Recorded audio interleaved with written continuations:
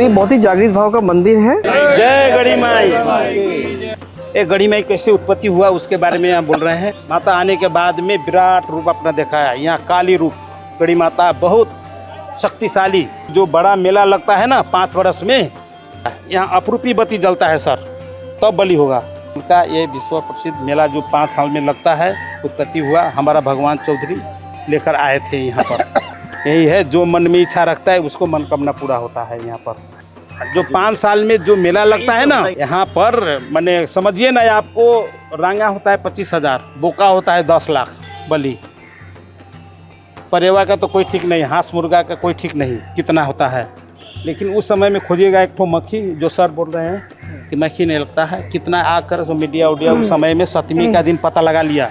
उसके बाद में जो 7वीं का दिन बत्ती जलता है ना, जो बलि होता है, उस दिन आपको एक ठो मक्खी नहीं रहेगा।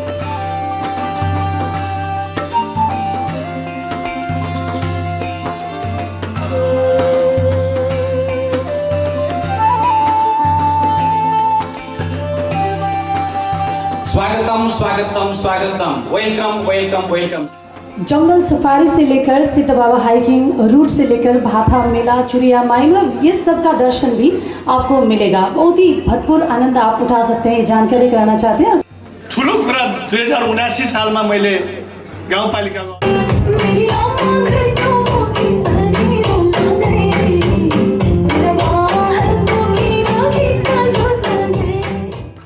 from Madhesh to Kathmandu. So I think this is what we are doing. This is what we are promoting, our Indo-Nepal tour packages. उन्होंने भारत के ट्रैवल डेलीगेट्स लोगों को इन्वाइट किया, प्लस हमारे टूरिज्म एसोसिएशन के यहाँ बहुत सारे मेंबर्स भी आए हुए हैं। आप लोगों का बहुत धन्यवाद है।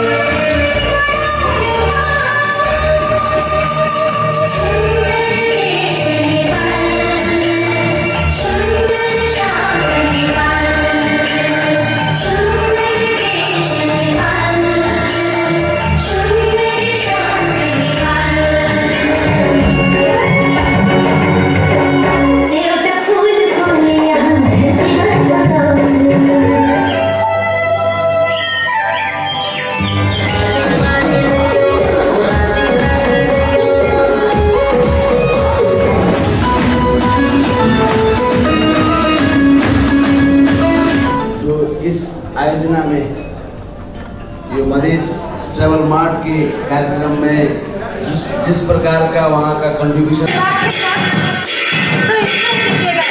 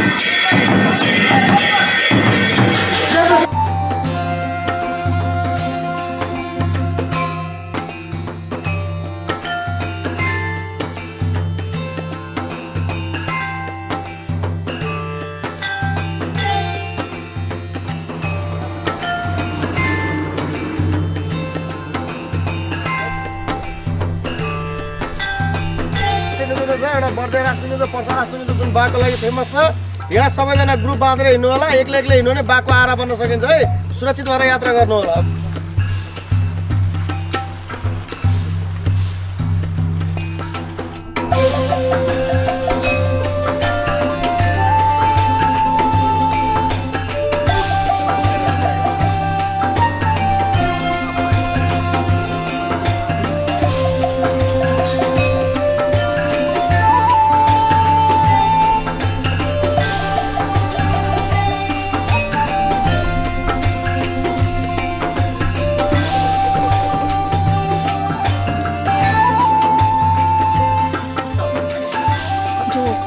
नेपाल पर्यटन बोर्ड नाटा ये सब मिलकर जो कर रहे हैं अभी कि नेपाल और भारत दोनों मुल्कों का पर्यटन का जो एक कोऑर्डिनेशन होता है वो पर्यटन व्यवसाय फर्स्ट है इस हिसाब से जो सोच रहे हैं तो क्या लगता है ये उनका सोच अच्छा और सच्चा और अर्थपूर्ण रहेगा? बिल्कुल रहेगा। अब इस चीज़ को जो है क्या करना है कि कंटिन्यूस करते रहना है जी, बढ़ाते रहना है। जैसे भी साल में 1-2 बार करा रहे उसको बढ़ाइए। ये नेपाल है, ये केरला है, भारत का अरविंद से। आप सोचिए कि कैसे फैक्टर जुड़ा हुआ है। आपका बुद्धिज़्म है, सिखिज़्म है, जैन है, तंत्रायण बौद्ध है, सनातन है, हर चीज़ ने जोड़ रखा है। मैं स्वागत कर रहे हैं कि आइए, ये दूसरा देश नहीं है, ये नेपाल वालों का परिवार है। मैं अभी भी कहता हूँ आप भारत ये सोच के मत आइए कि भारत आ रहे हैं, आपका घर है। आप जितने दिन नेपाल के लोग आना चाहे रहें, घूमें, स्वागत है। हाँ, और मैं पुनः सबसे हमारो आदरणीय बहन हजूर को ढेरे ढेरे धन्यवाद। हमारो एनटीवी बोर्ड हजूर को ढेरे ढेरे धन्यवाद। नाटक मध्य प्रदेश चैप्टर हेड को ढेरे ढेरे धन्यवाद। विश्वास करके इस प्रोग्राम में इन्वॉल्व किए, बुलाएं, वहाँ से लोग को कोऑर्डिनेट करने का मौका दिया, पैनल में बोलने का मौका दिया। मैं फिर से पूरे नेपाल परिवार को बहुत बहुत बहुत ढेर ढेर धन्यवाद। जय बाबा सिंह। कि कोनो भी जगह अगर सुंदर बाटे तो ओकरा और सुंदर बनावे के चाहिए। वहाँ बोतल फेंके के, सिगरेट जला के फेंके के, कुछ खा के प्लास्टिक वगैरह ये सब फेंके के, ये सब काम बहुत गलत काम।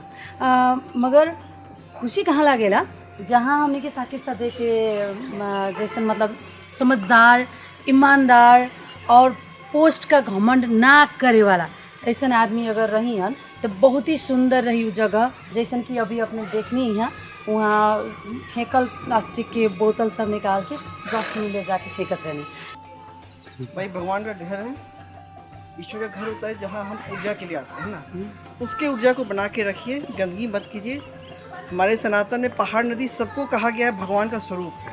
नदी को तो हम साक्षात कहते जननी है, माँ है, जीवन देती है। तब किसी भी देश के हों, भारत के हैं, नेपाल के हैं, स्वच्छता बना के रखिए। पूरी धरती ही भगवान का घर है, सिर्फ मंदिर तक ईश्वर को ना रखें। ये पूरा धरती भगवान का घर है, आपका घर है, हमारा घर है। डस्टबिन हर जगह अवेलेबल रहता है, छोटे छोटे पॉलीथीन लेके चलिए, उसमें कचरा डालिए और जहाँ भी कचरा फेंकने वहाँ पर डाल दीजिए। ये मेरा सबसे आग्रह है, गंदगी ना फैलाएं। धन्यवाद।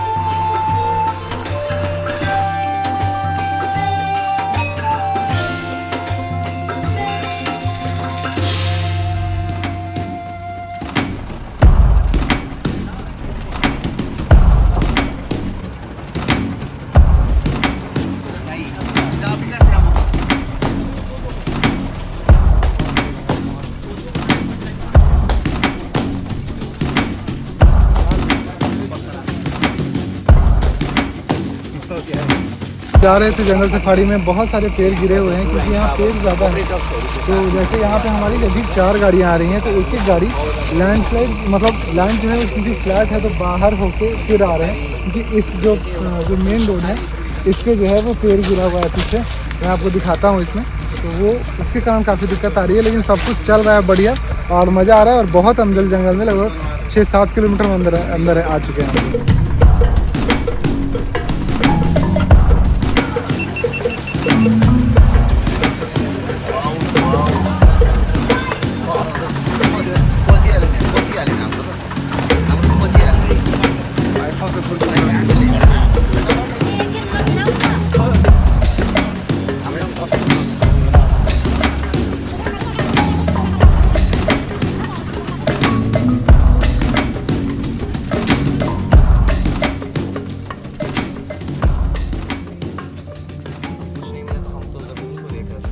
मित्रों, इस वक्त हम नेपाल के पर्सा राष्ट्रीय निकुंज में हैं।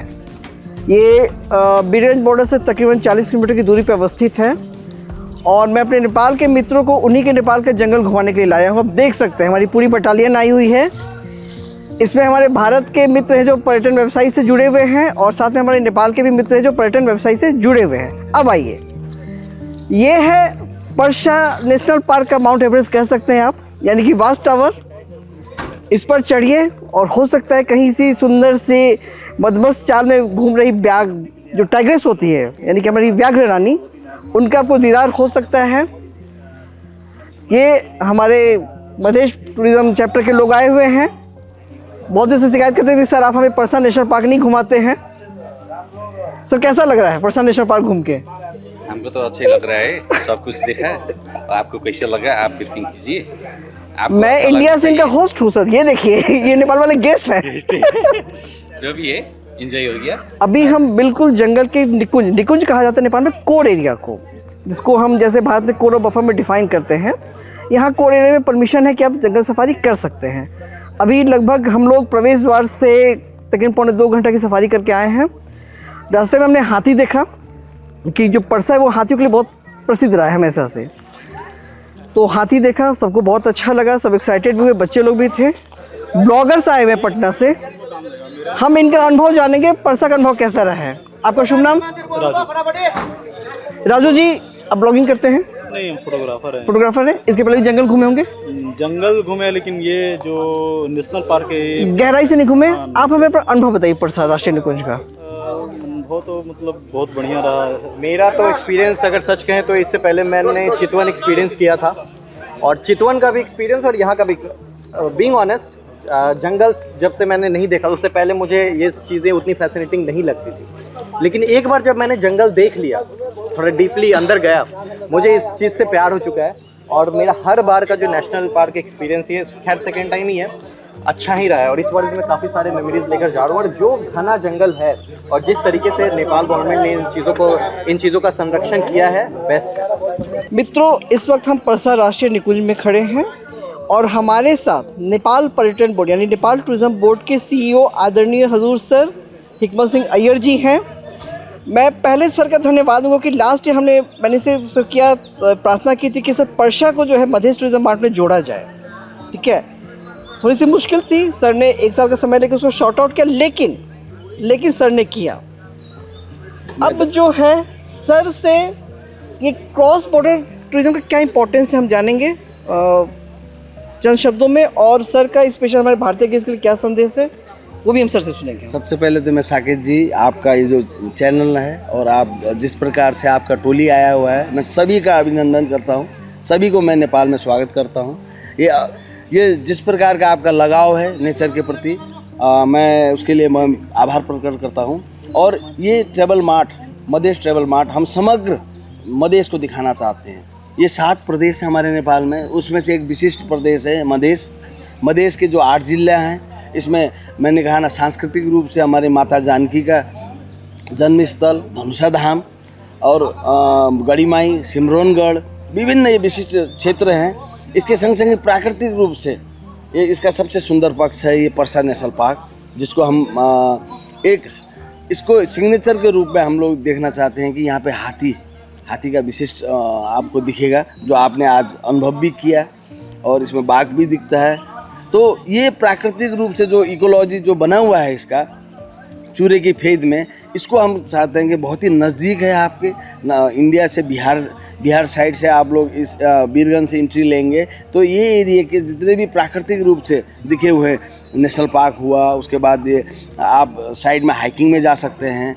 और मैं कहना चाहूँगा नेपाल में आपको पशुपतिनाथ, काठमांडू तो अवश्य आप घूमें। संग ही आपको छोटा समय है तो आप लोग नज़दीक के बीरगंज हुआ, जनकपुर हुआ, ये साइड में भी आके आप लोग घूम सकते हैं। इस प्रकार का मैंने देखा जो संप्रदाय हैं, जिस प्रकार की गतिविधियां हैं, इसको मैं मित्र राष्ट्र भारत के सभी पर्यटकों को मैं आमंत्रित करता हूं। एक सहज तरीके से वो लोग देख सकते हैं, एक अपने सरलता से खान पीन से लेके हर एक पूरा में हर एक चीज़ों में आपको बिल्कुल सरलता मिलेगी, कोई भिन्नता अलग अजीब सा नहीं लगेगा। तो ये सारे चीज़ों से होते हुए एक नया प्रोडक्ट, नया जगह और एक नया अनुभूति आपको अवश्य मिलेगा नेपाल में। जितने भी साथी वीडियो देख रहे हैं, अपनी खुशखबरी है कि नेपाल सरकार ने ऑनलाइन भंसार का कार्य शुरू कर दिया है। आप इसको करा सकते हैं, बहुत इजी है। वेबसाइट पे जाएंगे, सारा डिटेल मिल जाएगा। सर से एक रिक्वेस्ट है कि आरटीओ को लेके बहुत सारे भारतीय जो आ रहे हैं उनको नहीं पता कि हमें आरटीओ कटाना है। जी।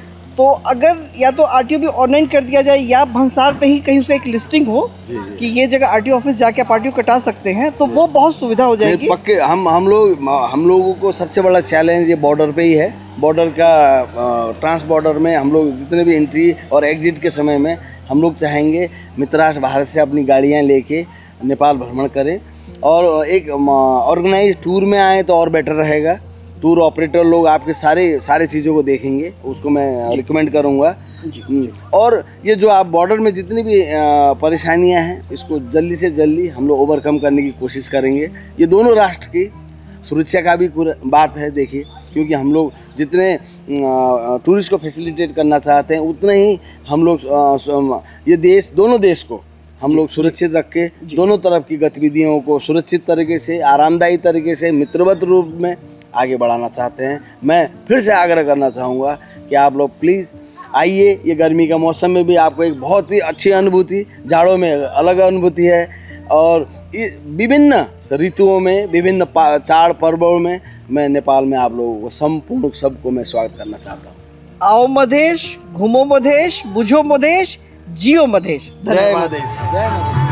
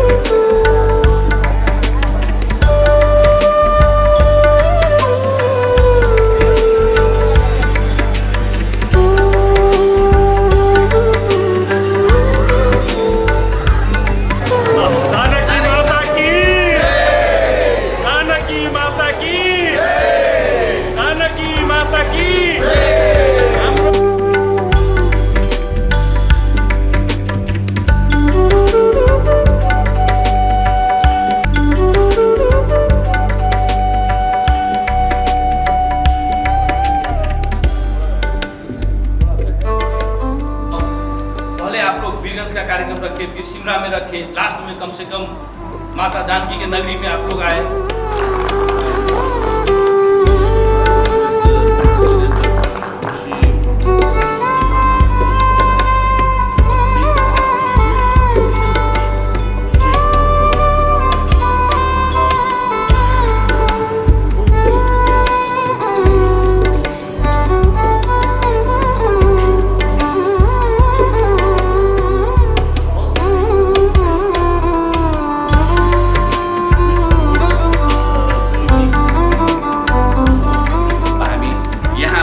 जस्ट नाउ हामी चाहिँ जनकपुर जानकी मन्दिरको चाहिँ दर्शनमा हामी जानेछौँ र त्यहाँबाट आएर ब्रेकफास्ट हामीले लिइसकेपछि आज यो होटलबाट हामी बिदा हुनेछौँ। हाम्रा इन्डियाबाट आउनुभएको जति पनि पाहुनाहरूलाई हामी यहीँबाट बिदा गर्नेछौँ। पर्यटन बोर्डबाट आउनुभएका जति पनि हाम्रा पाहुनाहरू गेस्टहरू हुनुहुन्छ शिव साहबहरू सबैजनालाई पनि हामी यहाँबाट नै बिदा गर्नेछौँ र हामी पनि आज यहाँबाट फेरि आफ्नो कर्मथलोतिर हामी लाग्नेछौँ भन्दै जय मधेस, जय भारत, जय सीता माता की जय, जय जानकी माता की।